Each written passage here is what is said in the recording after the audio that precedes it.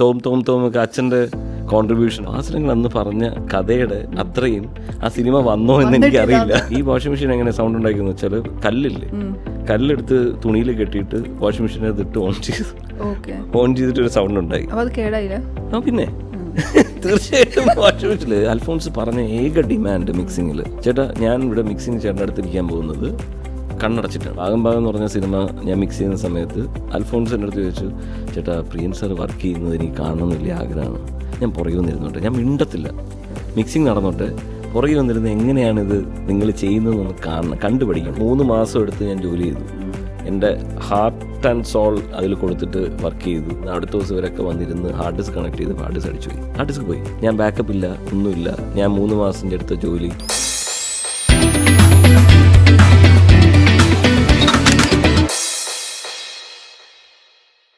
Sound designer Shri M R Rajakrishnan നമുക്കൊപ്പം, സംഗീതജ്ഞൻ M G രാധാകൃഷ്ണൻ്റെ മകൻ കൂടിയാണ് അദ്ദേഹം. Hello sir. ഹായ്. ഞാൻ ഇപ്പോൾ സാറിനെ വിളിക്കാൻ കാരണേ മണിച്ചിത്രത്താഴ് റീമാസ്റ്റർ ചെയ്തിറങ്ങാൻ പോവുക എന്ന് പറഞ്ഞല്ലോ. എന്നെ സംബന്ധിച്ച് മണിച്ചിത്രത്താഴ് ഒരു മാജിക്കാണ്. കാരണം പിന്നെയും കണ്ടാലും അതിലെ രസം ചോരുന്നേ ഇല്ല. എല്ലാവരും റിപ്പീറ്റ് വാച്ചുള്ള സിനിമകളെക്കുറിച്ച് പറയുമ്പം, പക്ഷേ ഈ സിനിമയാണ് ഞാൻ ഒരു സീൻ പോലും മിസ്സാവാതെ റിപ്പീറ്റ് കണ്ടുകൊണ്ടിരിക്കുന്നത്. എനിക്ക് ആദ്യം ചോദിക്കാനുള്ളത്, സാറിന് ഈ മണിച്ചിത്രത്താഴ് എന്നുള്ള സിനിമയെക്കുറിച്ചുള്ള ഒരു ഫീൽ ഉണ്ടല്ലോ, ആലോചിക്കുമ്പോൾ മനസ്സിലാദ്യം ഉണ്ടാകുന്നൊരു സാധനം അതെന്താ? എൻ്റെ ചെറുപ്പത്തിൽ ഞാൻ നേരിട്ട് ഫാസിലങ്ങളുടെ അടുത്ത് നിന്ന് അങ്കിൾ എന്ന് പറയേണ്ടി വരും. കാരണം വെച്ച് കഴിഞ്ഞാൽ കുടുംബമായിട്ട് അത്ര അടുപ്പമുള്ളതുകൊണ്ട്. അത് എൻ്റെ ചെറുപ്പത്തിൽ നമുക്കെല്ലാവരും അങ്കിളും ആൻറ്റീസാണ്. അപ്പോൾ വീട്ടിൽ വന്ന് അച്ഛനാണ് മ്യൂസിക് ചെയ്യുന്നതെന്ന് പറഞ്ഞപ്പോഴത്തേക്ക് വീട്ടിൽ വന്ന് നേരിട്ട് അച്ഛൻ്റെ കഥ പറയുകയാണ്. ആ കഥ പറയുന്ന സമയത്ത് അച്ഛൻ്റെ തൊട്ടടുത്ത് ഞാനുണ്ട്. അപ്പോൾ ഞാൻ സ്കൂളിൽ പഠിക്കുകയാണ്. എനിക്കൊന്ന് 10ാം ക്ലാസ് എന്തോ 9ഓ 10ഓ ആണ് എനിക്ക് എൻ്റെ ഓർമ്മ ശരിയാണെങ്കിൽ. ആ സമയത്തൊന്ന് കഥ പറഞ്ഞിട്ട് 2 ദിവസം എനിക്ക് പേടിച്ചു പോയി. എൻ്റെ വീട് പഴയ വീടാണ്, അതായത് ഒരു തറവാട് വീട് പോലത്തെ വീടാണ്. അപ്പം ഒരു സ്ഥലത്തു നിന്ന് ഒരു സ്ഥലത്തോട്ട് വേറെ നമ്മൾ പോയി കഴിഞ്ഞാൽ ഒരു കണക്ഷനും ഉണ്ടാവില്ല മറ്റേ ആൾക്കാരുമായിട്ട്. അപ്പം അത്ര ദൂരെ ആയിരിക്കും ഒരു റൂംസ് ഉണ്ടാവുക. അപ്പം ഞാൻ മുകളിലേക്കൊക്കെ പിന്നെ 2 ദിവസം ആരെങ്കിലും കൂടെയൊക്കെ നടക്കുക എന്നുള്ളതല്ലാതെ എനിക്ക് പേടിച്ചു പോയി. കാരണം വെച്ചാൽ അത്രയ്ക്ക് ബ്യൂട്ടിഫുള്ളായിട്ട് പ്രസൻറ്റ് ചെയ്തൊരു കഥയാണ്. ഫാസിലങ്ങൾ ക്യാരക്ടേഴ്സായിട്ട് മാറി, ഒരു സൈഡിൽ നിന്ന് ഒരു ക്യാരക്ടർ, അത് കഴിഞ്ഞ് മൂവ് ചെയ്ത് അടുത്ത ക്യാരക്ടർ, അങ്ങനെ കഥ പറയുന്നത് ഞാൻ കേട്ടിട്ടില്ല. എൻ്റെ ലൈഫിൽ ആദ്യമായിട്ട് അങ്ങനെ ഒരു സ്റ്റോറി നറേഷൻ കേട്ട സിനിമ എന്ന് പറയുന്ന മണിച്ചിത്രത്താഴാണ്. അപ്പോൾ മനസ്സിലാവുമല്ലോ എന്തുമാത്രം കണക്റ്റഡ് ആണ് ആ മൊമെൻറ്റിൽ. പിന്നെ അത് കൂടാതെ അച്ഛൻ്റെ കമ്പോസിങ്സ് ആണെങ്കിലും എല്ലാം വീട്ടിൽ തന്നെയായിരുന്നു. ആ പടത്തിന് വേണ്ടിയിട്ട് ചെന്നൈയിൽ പോകുന്നത് റെക്കോർഡിങ്ങിന് വേണ്ടി മാത്രമാണ്. അപ്പോൾ composing from the beginning, from the scratch. അച്ഛനൊരു പാട്ട് ട്യൂൺ ഇട്ട് കഴിഞ്ഞാൽ ഉടനെ എന്നെ വിളിക്കും, അല്ലെങ്കിൽ എൻ്റെ അമ്മയെ കേൾപ്പിക്കും. അന്ന് ബിച്ചു അങ്കിളുണ്ട്, ബിച്ചു തിരുമലയാണ് ലിറിക്സ് എഴുതുന്നത്. അപ്പോൾ ഓരോ സന്ദർഭത്തിൻ്റെ മ്യൂസിക് ചെയ്ത് കഴിയുമ്പോഴും ഞങ്ങളെല്ലാം അപ്ഡേറ്റഡ് ആണ്. ഇതൊക്കെ ഉണ്ടായിട്ടുണ്ട്, നമ്മുടെ അടുത്ത് ചോദിക്കുകയും പറയുകയും ഞങ്ങളെ കൊണ്ട് പാടിച്ചു നോക്കുകയൊക്കെ ചെയ്തിട്ട് അങ്ങനെ ഒരു ഫൺ ഓറിയൻറ്റഡ് ആയിട്ടായിരുന്നു ആ സിനിമയുടെ മ്യൂസിക് കമ്പോസിങ് പോയിക്കൊണ്ടിരുന്നത്. ഇതെല്ലാം കഴിഞ്ഞ് ഏറ്റവും അവസാനം ഒരു ദിവസമാണ് ഇവരെല്ലാവരും കൂടെ വന്ന് കേൾക്കുന്നത്. അച്ഛൻ്റെ ഫസ്റ്റ് കമ്പോസിങ് ട്യൂൺസ് ഒക്കെ തന്നെ എല്ലാം ലോക്ക്ഡ് ആയിരുന്നു. എല്ലാം പിന്നെ രണ്ടാമതൊരു കറക്ഷൻ ഉണ്ടായില്ല. ശരിക്കും ഒരു മുறை വന്ന് പാർത്തായ സോങ്ങിൽ തോം തോം തോമൊക്കെ അച്ഛൻ്റെ കോൺട്രിബ്യൂഷനാണ്. അതായത് ഫുൾ സിറ്റുവേഷൻ ഇങ്ങനെ പറഞ്ഞ് നമ്മുടെ മനസ്സിൽ വെച്ചിരിക്കുകയല്ലേ. അപ്പോൾ പാട്ട് ചെയ്യാൻ അച്ഛന് ഭയങ്കര ഈസി ആയിരുന്നു എന്ന് തോന്നിയിട്ടുണ്ട്. ആ ഫസ്റ്റ് ട്യൂൺ തന്നെ ഓക്കെ ആവുന്നത്. പെൻഡിങ് വെച്ച പാട്ട് ഏതാന്ന് വെച്ച് കഴിഞ്ഞാൽ നമ്മുടെ വരുവാനില്ലാരും പകരം ആ സോങ് അച്ഛൻ ലിറിക്സ് കേട്ടപ്പോൾ മുതൽ അച്ഛൻ was not ready to do it. Immediate ആയിട്ട് ചെയ്യാതെ അച്ഛൻ അതിനുവേണ്ടി വേറെ പാട്ടുകൾ ചെയ്യാൻ തുടങ്ങി. ബിച്ചോങ്കലിനെ കൊണ്ട് തന്നെ 2 or 3 പാട്ടുകൾ ആ ഒരു സിറ്റുവേഷന് വേണ്ടി അച്ഛൻ ചെയ്തു. പക്ഷേ Fazil uncle was very much focused. എനിക്ക് ആ പാട്ട് തന്നെ വേണം, ഈ ലിറിക്സ് തന്നെ വേണം. എന്തുകൊണ്ടാന്ന് വെച്ചാൽ അച്ഛനത് വേണ്ടെന്ന് പറയാനുള്ള റീസൺസ് ഉണ്ട്. അതായത് ഇപ്പോൾ ഒരു വരുവാനില്ലാരും എന്നുള്ള പാട്ട് ഒരു വട്ടം കൂടിയൻ ലിറിക്സിൻ്റെ പഴയ അതുമായിട്ട് ചെറിയ കണക്ഷൻ ഫീൽ ചെയ്യും.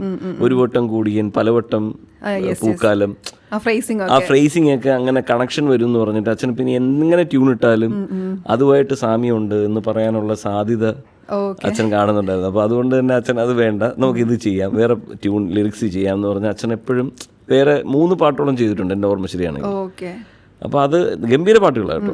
അത് ചെയ്തതെല്ലാം ഒന്ന് മെച്ചമായിട്ടുള്ള പാട്ടുകളായിരുന്നു.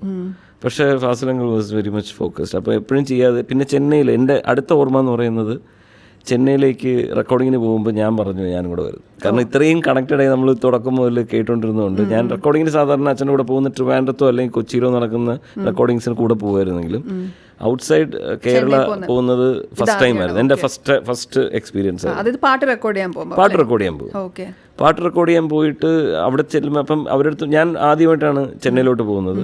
ആദ്യത്തെ എൻ്റെ ഫ്ലൈറ്റ് യാത്രയാണ്. ആദ്യമായിട്ട് ഫ്ലൈറ്റിൽ കയറി ചെന്നൈ പോകുന്ന ഒരു അവസരം കിട്ടിയത്. പിന്നെ അപ്പോൾ എനിക്ക് ഭയങ്കര വെൽക്കം ആയിരുന്നു കേട്ടോ. ഇതിനകത്ത് എല്ലാത്തിലും ഇപ്പോൾ ഫാസനങ്ങളാണെങ്കിലും ഭയങ്കര വെൽക്കം ചെയ്തിട്ടുള്ളൊരു സിനിമയായിരുന്നു. അപ്പോൾ അവൻ ആദ്യമായിട്ട് എല്ലാവരും ചോദിക്കുക, നീ you are coming for the first time അല്ലേ എന്ന് എല്ലാവരും ചോദിക്കുന്ന ഒരു അവസ്ഥയായിരുന്നു. അടുത്ത എൻ്റെ ഒരു ഭയങ്കര ഓർമ്മ എബൌട്ട് മണിച്ചിത്രത്താഴ് എന്ന് പറയുന്നത്, എൻ്റെ ചെന്നൈയിൽ ഞാൻ വന്ന് ഇറങ്ങി വുഡ്ലാൻഡ്സ് ഹോട്ടലിലാണ് താമസിക്കുന്നത്. വുഡ്ലാൻഡ്സ് ഹോട്ടലിൽ പോയി ഞാനും അച്ഛനും പോയി താമസിക്കുന്ന സമയത്ത് അച്ഛൻ പറഞ്ഞിടാ ഒരാൾ നിന്നെ കാണാൻ വന്നിട്ടുണ്ടോ.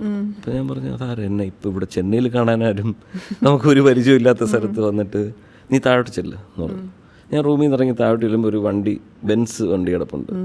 പെട്ടെന്ന് എൻ്റെ ഡോറ് തുറന്ന് ബാക്കിൽ നിന്ന് ഒരാളിങ്ങനെ ഇറങ്ങി നോക്കിയപ്പോൾ യേശുദാസ്. ദാസോമൻ എന്നെ പിക്ക് ചെയ്യാനായിട്ട് വുഡ്ലാൻഡ്സിൽ വരിക. ഞാൻ ഓടിച്ചു ദാസോമ എന്ന് പറഞ്ഞു, നീ വണ്ടി കയറി എന്ന് പറഞ്ഞു. സ്ട്രോങ് ആണ്, വണ്ടി കയറുന്നു. അല്ല അച്ഛൻ്റെ അടുത്ത് അവനറിയാം നീ വണ്ടി കയറുന്നു. അപ്പോൾ ഞാൻ നേരെ വണ്ടിയുടെ കയറിയിരുന്നു. അപ്പോൾ എനിക്കിങ്ങനെ ഒരു വിറയലാണ്. ദാസോമനെയൊക്കെ വല്ലപ്പോഴും കാണുന്ന ആൾക്കാരല്ലേ, വീട്ടിൽ വരും. നമ്മൾ അച്ഛനുമായിട്ട് ഭയങ്കര അടുപ്പമാണെങ്കിൽ പോലും എപ്പോഴും കാണുന്നില്ല. അത് നമ്മൾ എവിടെ വെച്ചിരിക്കുന്നത് യു ക്യാൻ ഇമാജിൻ. നമ്മളൊക്കെ പാട്ട് കേൾക്കുമ്പോഴേ നമ്മളൊരു ഭയങ്കര പാട്ടെന്ന് പറയുമ്പോൾ യേശുദാസ് എന്ന് പറയുന്നൊരു, അപ്പം അങ്ങനെ വെച്ചിരിക്കുന്ന ഒരാൾ എൻ്റെ മുമ്പിൽ വന്നിട്ട് ഇവിടെ വണ്ടി കയറുമെന്ന് പറയാം. ഞാൻ നേരെ വണ്ടി കയറി നേരെ എന്നെ കൊണ്ടുവന്ന് സ്റ്റുഡിയോയിൽ പോയി. അവിടെ ചെന്നപ്പോൾ അവിടെ വേറൊരു റെക്കോർഡിങ് നടക്കുക. അപ്പോൾ അവിടെ കൈതപ്പുറമുണ്ട്, പിന്നെ നമ്മുടെ ഔസേപ്ഷൻ അങ്കിളാണ് മ്യൂസിക് ചെയ്യുന്ന ഒരു പടം. അപ്പോൾ അവിടെ ഇരുന്നിട്ട് പാട്ട് പഠിക്കുകയാണ് ദാസോൻ. അപ്പോൾ ഞാൻ തൊട്ടടുത്ത് ആ സ്റ്റുഡിയോയുടെ സൈഡിൽ ഇങ്ങനെ മാറി നിന്ന് ഇത് കണ്ടുകൊണ്ട് നിൽക്കുക. അപ്പോൾ ഇതൊന്നും എനിക്ക് എൻ്റെ ജീവിതത്തിൽ മറക്കാൻ പറ്റാത്ത കഥകളാണ് ഞാൻ പറയുന്നത്. മനസ്സിലായില്ലേ, ഞാൻ എൻ്റെ എക്സൈറ്റ്മെൻറ്റ് കേൾക്കുന്ന ആൾക്കാർക്ക് അത് എത്രമാത്രം താല്പര്യം അറിയില്ല. പക്ഷേ എന്നാലും അല്ല, അത് പഠിക്കുന്ന വേറെയാണ്. ഔസേപ്പച്ചൻ അങ്കിളിൻ്റെ വേറൊരു സിനിമ വേറെ റെക്കോർഡിങ്ങിലേക്ക് പോയി.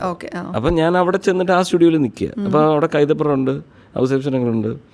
സോ അതിൻ്റെ ഇടയിൽ പുള്ളി പാട്ട് പഠിപ്പിച്ച് കൊടുക്കുന്നു, ഔസേപ്പച്ചൻ അങ്കിൾ പാടി കൊടുക്കുന്നു. അവിടെ ഇരുന്ന് കേട്ട് പഠിക്കുന്നു, എഴുതിയെടുക്കുന്നു നോട്ട്സൊക്കെ ദാസോൻ. കുറച്ച് കഴിയുമ്പോൾ പ്രഭ ആൻറ്റി ആ സ്റ്റുഡിയോയിലേക്ക് വരിക.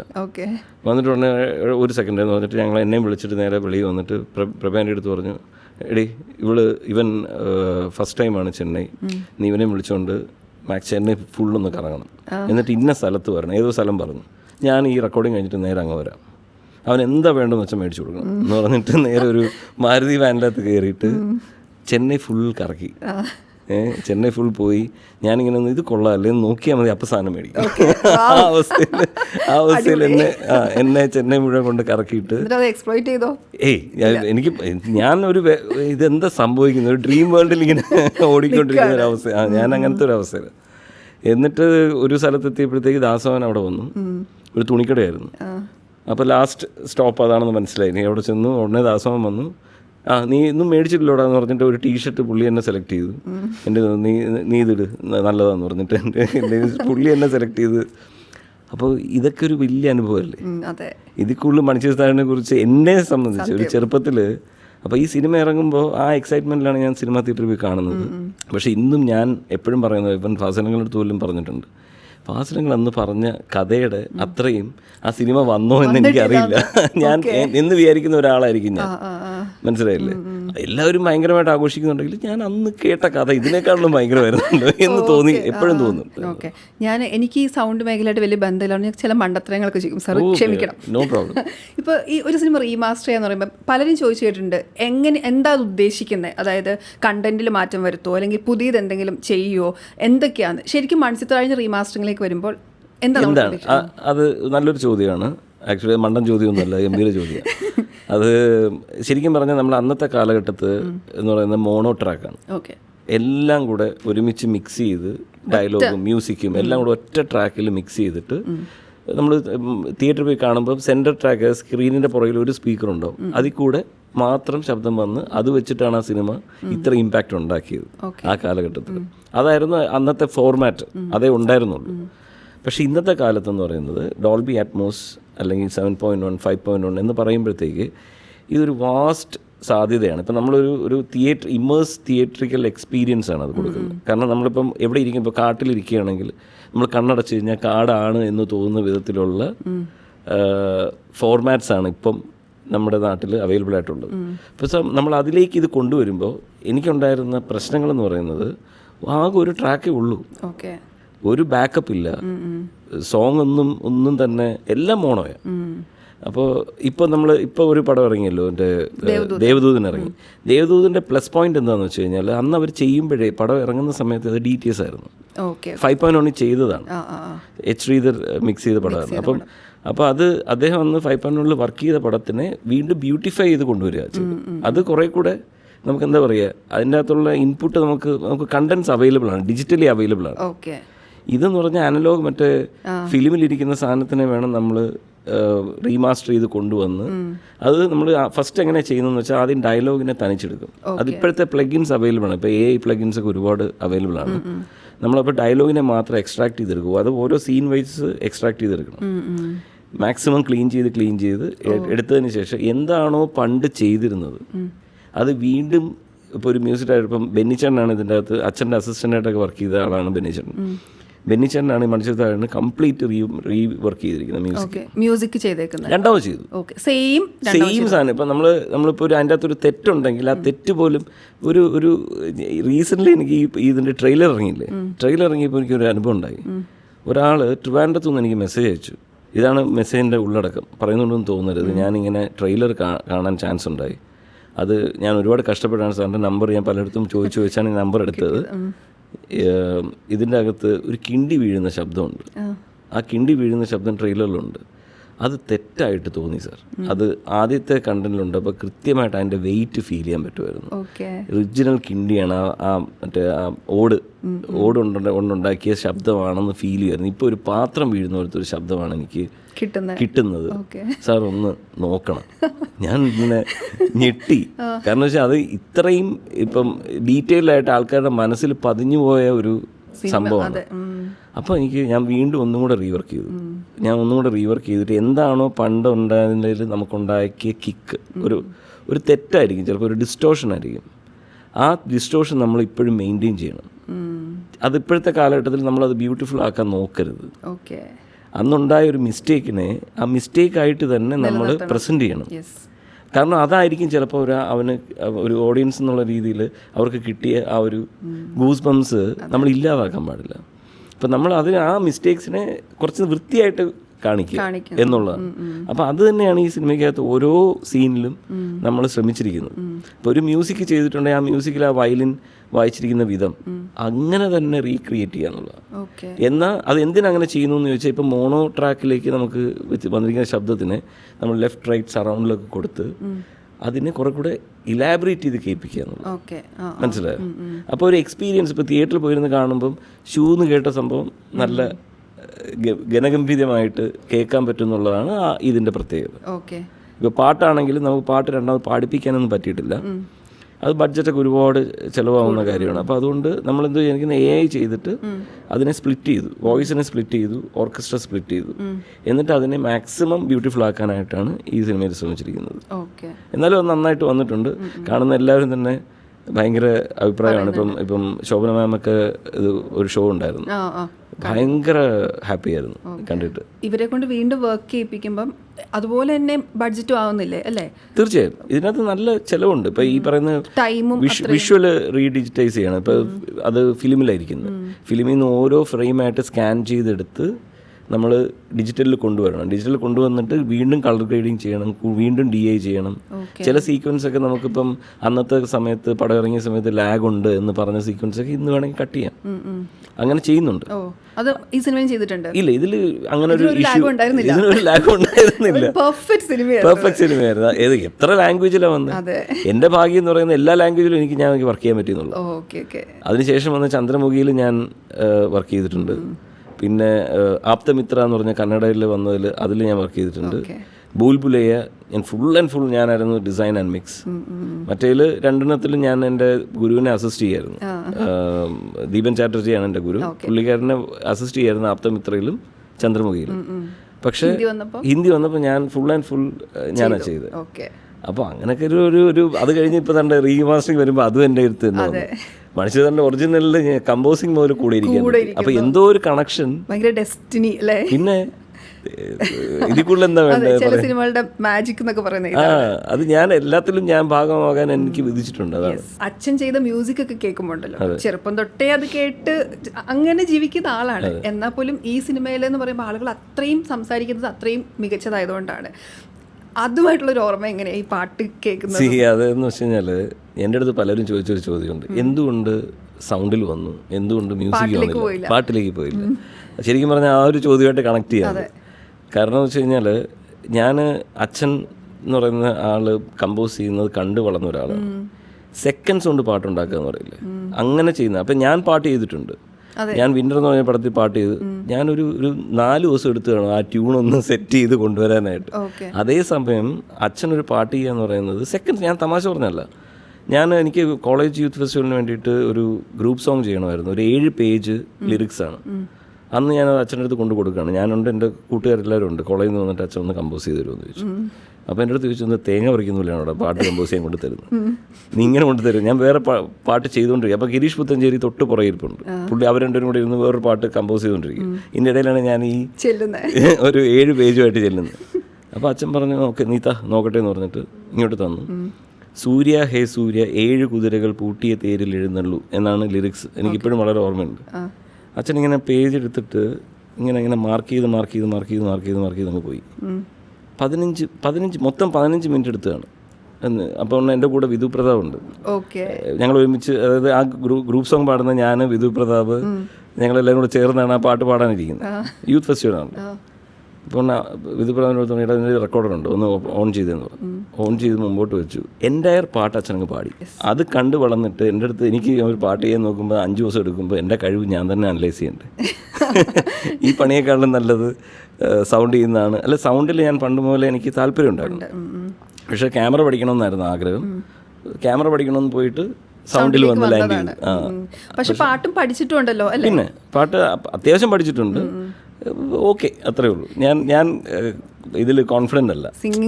സിംഗിങ്ങിൽ ഞാൻ എന്ന് വെച്ചാൽ ഞാൻ സ്വയം അനലൈസ് ചെയ്യില്ലേ, പോരാ എന്ന് ഞാൻ എന്നെ തന്നെ വിലയിരുത്തിയിരിക്കുന്ന ഒരു ഏരിയ ആണ്. അതുകൊണ്ട് പിന്നെ ഈ അമ്മ എഴുതിയിട്ട് അച്ഛൻ കമ്പോസ് ചെയ്തൊരു പാട്ടുണ്ടല്ലോ, ഒരു മാത്ര ഞാനൊന്ന് കണ്ടേയുള്ളൂ മനതാരിൽ, അത് പാടാൻ പറ്റുമോ? അയ്യോ, അതാ ഞാൻ പറഞ്ഞത്. രണ്ടുപേരും പ്ലീസ്. ഞാൻ എന്നെ സ്വയം കട്ട് ഓഫ് ചെയ്ത് നിർത്തിയിരിക്കുന്നത്. ഗ്രൂപ്പ് സോങ്ങിൽ അന്ന് പാടിയതാണ്, പാട്ട് പഠിച്ചിട്ടുണ്ട്. ഈ പാട്ട് പക്ഷേ പാടുന്നതിൽ തെറ്റില്ല. എനിക്ക് ഞാൻ പാടി നോക്കിയിട്ട് പോലും ഇല്ലാത്തൊരു ഒരു മാത്ര ഞാനൊന്നു കണ്ടേയുള്ളൂ മനതാരിലാമുഖം പതിഞ്ഞു പോയി. എനിക്കത്രേ ഓർമ്മയുള്ളൂ. എന്ത് രസമാണ് ലിറിക്സ് അല്ലേ? അത് ഓർമ്മയുണ്ടോ? അവര് ഒരുമിച്ച് പാടാറുണ്ടോ ഈ പാട്ടൊക്കെ? അങ്ങനെയൊന്നും ഉണ്ടായിരുന്നില്ല. അമ്മ പാടത്തില്ല. എന്ന് വെച്ച് കഴിഞ്ഞാൽ അച്ഛൻ്റെ അടുത്ത് കൊണ്ടുവന്ന് പാട്ട് കൊടുത്തിട്ട് അത്രേ ഉള്ളൂ. ഞാൻ അതിലേക്ക് വരായിരുന്നു. കാരണം എത്രയും ലാംഗ്വേജസ് കൈകാര്യം ചെയ്യുന്നൊരു വേറൊരു ടെക്നീഷ്യൻ മലയാളത്തിൽ നിന്നുണ്ടോ എന്നുള്ളത് സംശയമാണ്. ഇപ്പം നമ്മൾ സാറിനെ കുറിച്ച് സംസാരിക്കും, പലരും പറയും അയ്യോ നമ്മൾ അങ്ങനെ കേട്ടിട്ടില്ലല്ലോ. കാരണം പിന്നെ വായിക്കുമ്പോഴും അറിയുമ്പോഴൊക്കെയാണ് അതെങ്ങനെ അൺസങ് ആയി നിൽക്കുന്നത്. അത് ഞാൻ തിരഞ്ഞെടുത്ത എന്താ പറയുക, എൻ്റെ ജോലി അങ്ങനെയാണ്. കാരണം എപ്പോഴും ബിഹൈൻഡ് ദ സ്ക്രീനാണ്. റീസെൻ്റ്ലി റസൂലിനൊക്കെ എന്താ പറയുക, ഓസ്കാർ കിട്ടിയപ്പോഴാണ് ശരിക്കും പറഞ്ഞാൽ ഇങ്ങനൊരു ഫീൽഡ് ഉണ്ടെന്ന് തന്നെ ആൾക്കാർ തിരിച്ചറിയുന്നു.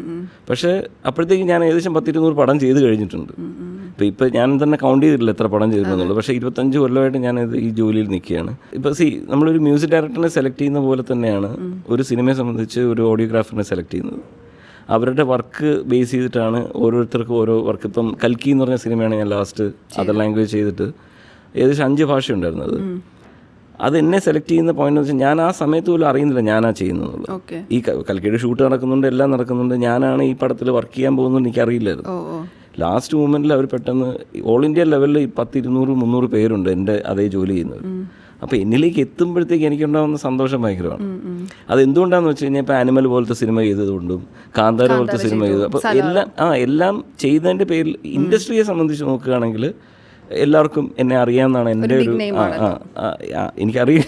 എനിക്ക് വരുന്ന പടങ്ങളനുസരിച്ച് ഞാൻ വിചാരിക്കുമ്പോൾ ഓക്കെ ഇവർക്ക് എൻ്റെ വർക്ക് ഇഷ്ടപ്പെട്ടുകൊണ്ടാണല്ലോ ഇവരെന്നെ വിളിക്കുന്നത്. അപ്പോൾ പക്ഷേ പബ്ലിക്കിനറിയില്ല. പബ്ലിക് ഇപ്പോൾ ഒരു പടം കണ്ടു കഴിയുമ്പോഴത്തേക്ക് എങ്ങനെയുണ്ട് സിനിമ എന്ന് ചോദിച്ചാൽ മ്യൂസിക് അടിപൊളിയായിട്ടുണ്ട്. ചിലപ്പോൾ ആ പടത്തിൽ മ്യൂസിക്കേ ഉണ്ടാവില്ല. ഇതാണ് അതിൻ്റെ അകത്തുള്ള. ഇപ്പം ഒരു പടത്തിനെ സംബന്ധിച്ച് ഇപ്പം എല്ലാ ശബ്ദങ്ങളും റീക്രിയേറ്റ് ചെയ്യപ്പെടുകയാണ്. ഇപ്പം ഡബ്ബിങ് ചെയ്യുന്ന എല്ലാവർക്കും അറിയാം. അതെ. ഇപ്പോൾ ഒരു ആർട്ടിസ്റ്റ് അഭിനയിച്ചു കഴിഞ്ഞാൽ ഡബ്ബിങ് ഉണ്ടെന്ന് പറഞ്ഞ് കേട്ട് എല്ലാവർക്കും പരിചയമുള്ളൊരു സംഭവമാണ്. ഈ ഡബ്ബിങ് ചെയ്യുന്ന പോലെ ഇമ്പോർട്ടൻ്റ് ആണ് ഒരാളുടെ ദേഹത്തുള്ള പ്രോപ്പർട്ടി ശബ്ദങ്ങൾ. അതായത് ഒരാൾ നടക്കുന്നതും ഇരിക്കുന്നതും അതൊക്കെ ഒരു ഫോളി ആർട്ടിസ്റ്റുകൾ ചെയ്യുന്നൊരു ജോലിയാണ്.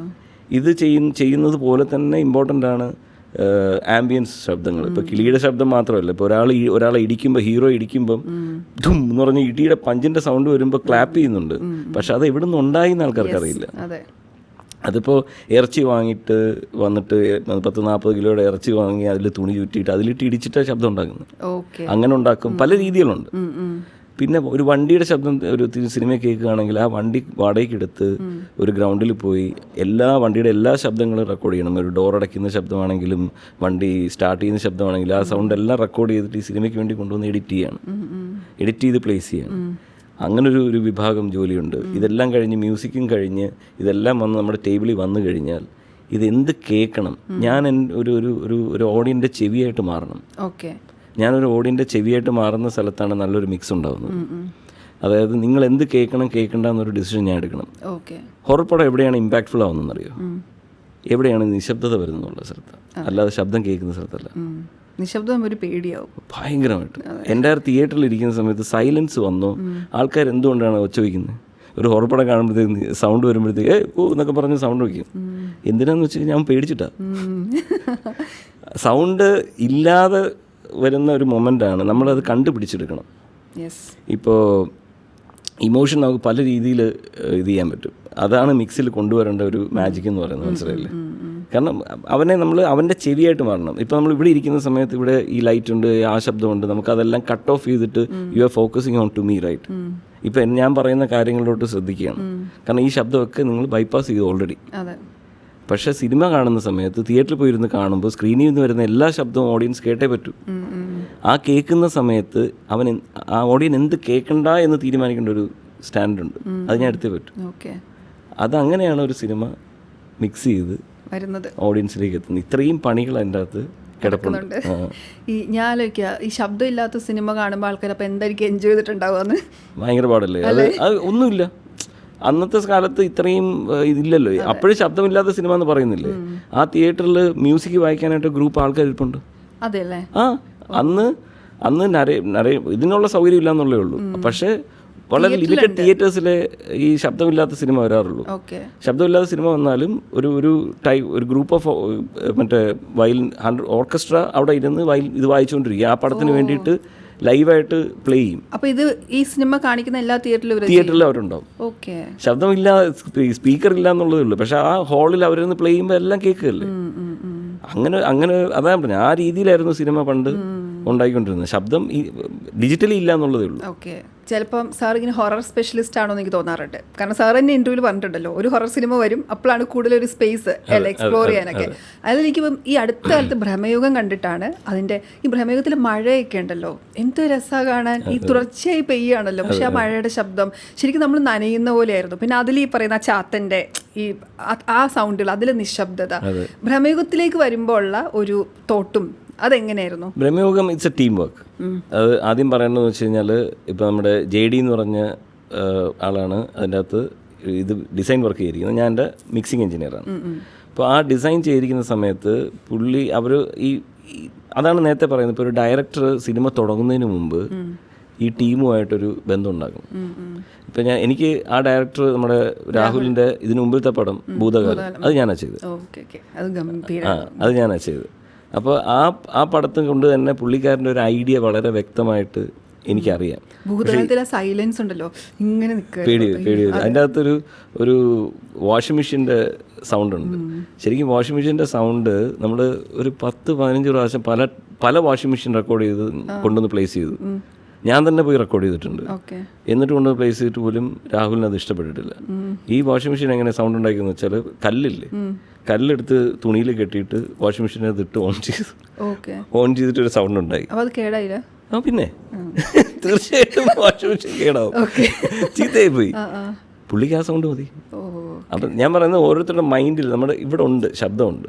ആ ശബ്ദം കിട്ടുന്നത് വരെ നമ്മൾ പ്രയത്നിക്കുക. ഇപ്പോൾ ബ്രഹ്മയുഗത്തിൽ മഴയുടെ ശബ്ദം എന്ന് പറയുമ്പോഴത്തേക്ക് ഓരോ സ്ഥലത്തും ഇപ്പോൾ നമ്മൾ ഇതിൻ്റെ അകത്തിരിക്കുമ്പോൾ ഹെവി ആയിട്ട് വെളിയിൽ മഴ പെയ്യുകയാണെങ്കിൽ അതിനൊരു ടോണുണ്ട്. ആ ടോൺ നമ്മുടെ മനസ്സിലുണ്ട്. അത് നമ്മൾ അതേ മനസ്സിലുള്ള ശബ്ദത്തിനെ നമ്മൾ സ്ക്രീനിലോട്ട് എത്തിക്കുമ്പോഴാണ് നിങ്ങൾക്ക് ആ സൗണ്ട് ഇഷ്ടപ്പെടുന്നത്.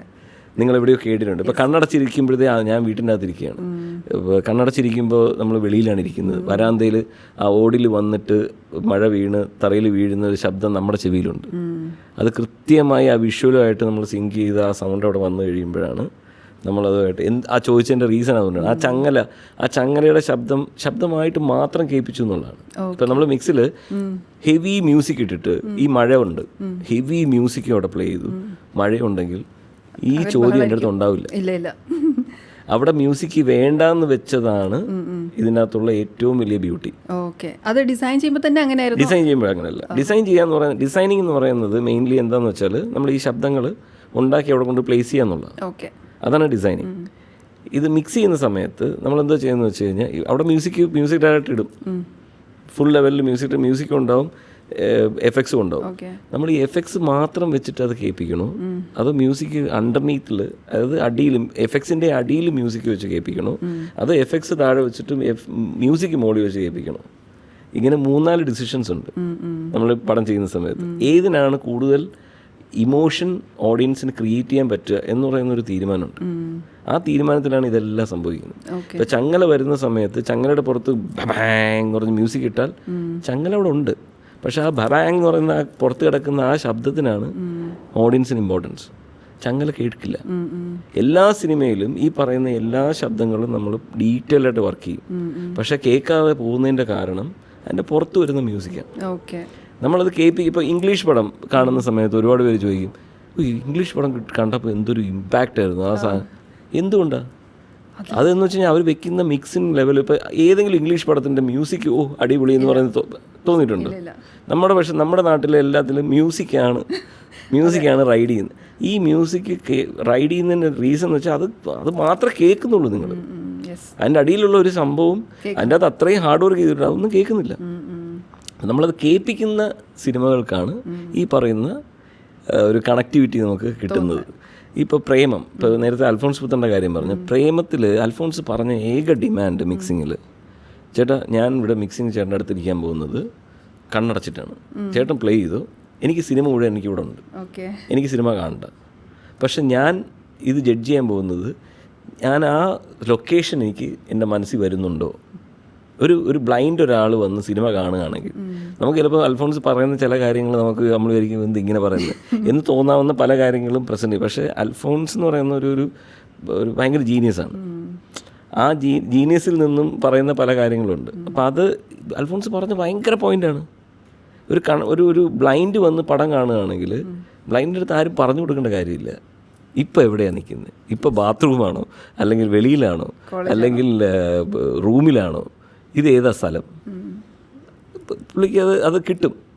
അതാണ് പ്രേമത്തിൻ്റെ ഹൈലൈറ്റ്. ഇപ്പോൾ നിങ്ങൾ പടം തിയേറ്ററിൽ പോയി കാണുമ്പോഴത്തേക്ക് അത് സിങ്ക് സൗണ്ട് ആണോ എന്ന് ചോദിച്ച ആൾക്കാരുണ്ട്. സിങ്ക് സൗണ്ട് അല്ല, സാധാരണ എല്ലാ സിനിമയും ഡബ് ചെയ്യുന്ന പോലെ ഡബ് ചെയ്ത സിനിമയാണ്. പക്ഷെ അതിൻ്റെ അകത്തുള്ള ഒരു കിളിയുണ്ട്. അതിൻ്റെ അകത്ത് മറ്റേ ആ ബ്രിഡ്ജ്, മറ്റേ ആലുവ പാലം കാണിക്കുന്ന സമയത്ത് എന്ന് പറഞ്ഞൊരു സാധനമുണ്ട്. ഈ സൗണ്ടിന് വേണ്ടിയിട്ട് ഇതിൻ്റെ എഫക്ട്സ് ചെയ്ത വിഷ്ണു ഗോവിന്ദും ശ്രീശങ്കർ ഇവർ രണ്ടുപേരും ഏകദേശം 2 ആഴ്ച അവിടെ പോയി തിന്നുന്നു.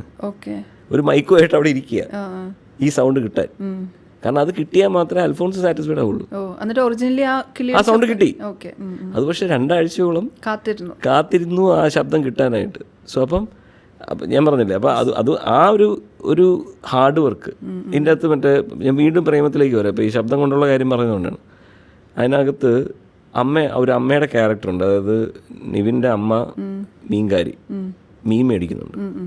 ഓപ്പണിംഗ് സീനാണ്. അതിൻ്റെ അകത്ത് ആ 2 ക്യാരക്ടേഴ്സിനെ കാണിച്ചിട്ടില്ല. പക്ഷേ നമ്മുടെ മനസ്സിൽ ആ 2 ക്യാരക്ടറും ഉണ്ട്. എന്തുകൊണ്ട്?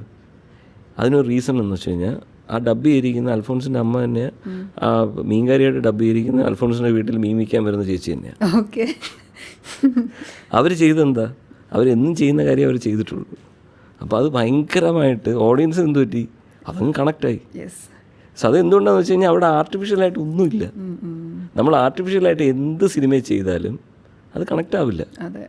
എന്താണോ നാച്ചുറലായിട്ട് നമ്മുടെ മൈൻഡിലുള്ളത് റീപ്രസെൻ്റ് ചെയ്യുന്നു, അവിടെ കണക്റ്റഡ് ആണ്. ഇപ്പോൾ അൽഫോൺസ് പുത്തൻ്റെ കാര്യം പറഞ്ഞുകൊണ്ടിരിക്കുക. സാറ് ഒരു സിനിമ കഴിഞ്ഞാൽ ഇപ്പോൾ പ്രേമം കഴിഞ്ഞിട്ടാണെങ്കിലും അൽഫോൺസ് ആയിട്ട് അങ്ങനെ ഒരു കണക്ഷൻ ഉണ്ടോ, അല്ലെങ്കിൽ പിന്നെ നിങ്ങൾ സിനിമ സംസാരിക്കാറുണ്ടോ, നിങ്ങളുടെ സൗഹൃദം ഉണ്ടോ, എങ്ങനെയത്?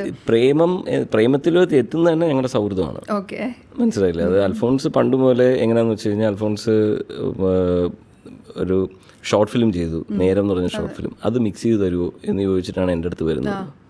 അങ്ങനെ വന്ന് ആ ഷോർട്ട് ഫിലിം മിക്സ് ചെയ്ത് തുടങ്ങിയ സുഹൃത്ത് ബന്ധമാണ്. ചില സമയത്ത് ഇപ്പോൾ ഞാൻ പ്രിയമാൻ്റെ പടം നോട്ട് ബൂൽബുലയ്യ, ഭാഗം ഭാഗമാണെന്ന് തോന്നുന്നു, ഭാഗം ഭാഗം എന്ന് പറഞ്ഞ സിനിമ ഞാൻ മിക്സ് ചെയ്യുന്ന സമയത്ത് അൽഫോൺസ് എൻ്റെ അടുത്ത് ചോദിച്ചു, ചേട്ടാ പ്രിയൻ സാർ വർക്ക് ചെയ്യുന്നത് എനിക്ക് കാണണമെന്ന് വലിയ ആഗ്രഹമാണ്, ഞാൻ പുറകെ വന്നിരുന്നോട്ടെ, ഞാൻ മിണ്ടത്തില്ല, മിക്സിങ് നടന്നോട്ടെ, പുറകെ വന്നിരുന്ന് എങ്ങനെയാണിത് നിങ്ങൾ ചെയ്യുന്നതെന്ന് കണ്ടുപഠിക്കണം. ഞാൻ വരാൻ പറഞ്ഞു. അങ്ങനെ അൽഫോൺസ് പുറകെ വന്നിരുന്നിട്ടുണ്ട്.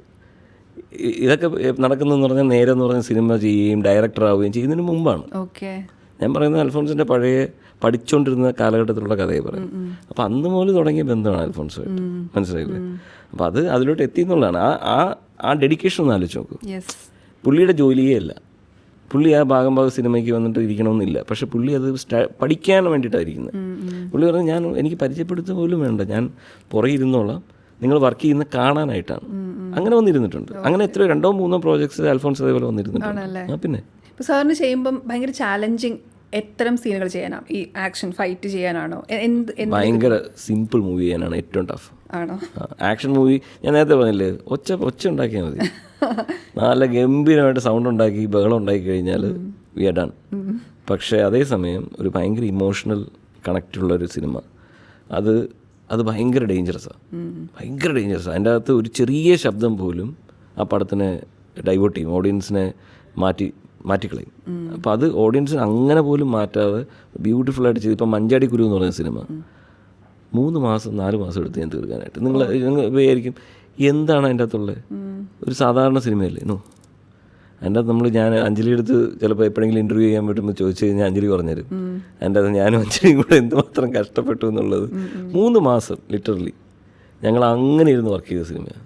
അതിന് സ്റ്റേറ്റ് അവാർഡ് കിട്ടിയെന്ന് പറയുമ്പോഴത്തേക്ക് ഭയങ്കര സന്തോഷമാണ്. പക്ഷെ അത് അത്രയും പണി എടുത്തിട്ടുണ്ട് എൻ്റെ അകത്ത്, മനസ്സിലായില്ലേ? അത്തരം സിനിമകൾക്കാണ് ഏറ്റവും ടഫ്. കാരണം ചെറിയ സൗണ്ട് പോലും പ്രശ്നമാണ്. ഇപ്പോൾ ഒരു ഫ്ലൂട്ട്, ഇപ്പം മ്യൂസിക് ആണെങ്കിലും, ഇപ്പം നമ്മളൊരു സിനിമ, ഞാൻ നേരത്തെ പറഞ്ഞില്ലേ, സിനിമ കാണുമ്പം മ്യൂസിക് ഇല്ലാതെ വർക്കൗട്ട് ആവുന്ന സീനുണ്ട്, മ്യൂസിക്കോടെ വർക്കൗട്ട് ആവുന്ന സീനുണ്ട്. നമ്മൾ തിരിച്ചറിയണം. ഇപ്പം മ്യൂസിക് ഡയറക്ടർ ഫുൾ മ്യൂസിക് ഇട്ടു, നമ്മൾ 10 പ്രാവശ്യം ഒരു സംഭവം കേട്ട് കഴിയുമ്പോൾ നമ്മൾ വിചാരിക്കാം ഇതാ നല്ലത്, നമ്മൾ തെറ്റിദ്ധരിക്കും. ആ തെറ്റിദ്ധാരണ നമ്മളില്ലാതെ നമ്മളെ തന്നെ കൺട്രോൾ ചെയ്ത് നമ്മളെ നിർത്തി നമുക്ക് എന്തിനു വേണ്ടി വർക്ക് ചെയ്യുന്നു മറന്നു പോകാതെ ഓഡിയൻസിന് വേണ്ടിയിട്ട് നമ്മൾ എന്ത് ഇമോഷൻ അവിടെ കൊടുക്കേണ്ടതെന്നുള്ളത് പക്കയായിട്ട് നമ്മൾ സ്ട്രോങ് ആയിട്ട് ഒരു സ്ഥലത്ത് നിൽക്കണം. അത് ഭയങ്കര പാടാണ്, വിചാരിക്കുന്ന പോലെ അത്ര എളുപ്പമല്ല. അപ്പോൾ നമ്മൾ ആ ജഡ്ജ്മെൻറ്റ് കറക്റ്റാണ്. ഇപ്പോൾ ഒരു മാസ് സിനിമയ്ക്കാണെങ്കിൽ മ്യൂസിക് മതി, അവിടെ വേറൊന്നും നമ്മൾ വറിയടിക്കേണ്ട കാര്യമില്ല. അവിടെ ഹൈ ആയോ അല്ലെ ലോ ആയോ അത്രയും നോക്കിയാൽ മതി. ഒരു എന്താ പറയുക, ഹീറോ നടന്നു വരുമ്പോഴത്തേക്കും നമുക്ക് ആ ഒരു ഹൈ കിട്ടിയോ ലോ കിട്ടിയോ, ലൈക്കിനോ ഫൈറ്റ് സീനിൽ നല്ല ലെവലുണ്ടോ, നേരത്തെ പറഞ്ഞ പോലെ നല്ല ഒച്ചപ്പാട് ഉണ്ടാക്കി തിയേറ്ററോട്ട് കൊടുത്തു കഴിഞ്ഞാൽ വി ആർ സേഫ്, ഓക്കെയാണ്.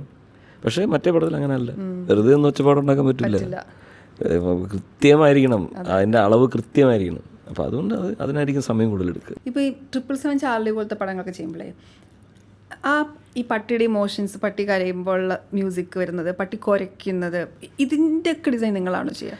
നമ്മളത് ചെയ്തത്. പക്ഷെ അത് പൂർണ്ണമായും ഡയറക്ടറിന് കൊടുക്കണം. ഡയറക്ടർ ആ പട്ടിയുടെ കൂടെ ജീവിച്ച ഒരാളാണ്.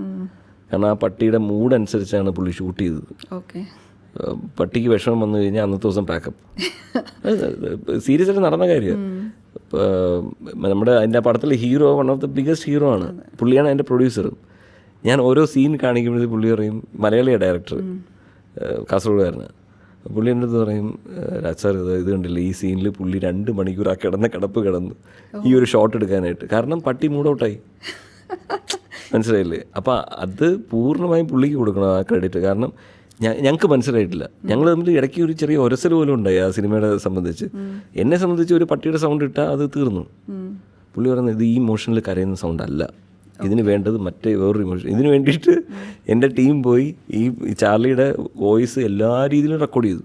അതേ പട്ടിയുടെ വോയിസ് തന്നെയാണ്? ആ, അതേ പട്ടിയുടെ വോയിസ്. അതേ പട്ടി? അത് തന്നെ, പുള്ളിക്ക് അത് തന്നെ വേണം.